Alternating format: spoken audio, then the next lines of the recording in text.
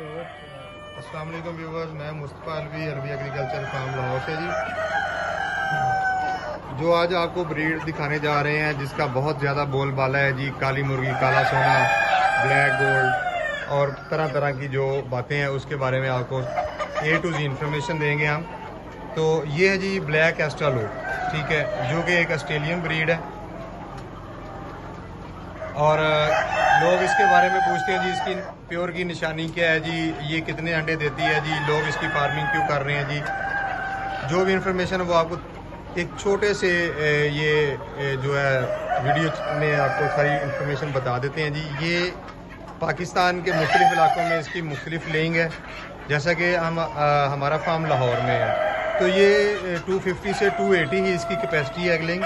और ये मुतवातर अंडा लगातार तो नहीं देती, बीच में कुछ मुर्गी जो है वो मोल्ड पे आ जाती हैं और कुछ जो है वो लेइंग पे रहती हैं। तो लिहाजा जो है लोग इसकी तरफ जो माइल इसलिए है कि जी इसका बिज़नेस बहुत अच्छा जा रहा है।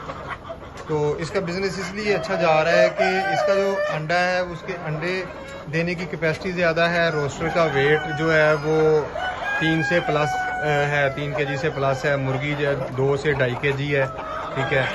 और इसके अलावा जो है ये जो 320 वाली जो है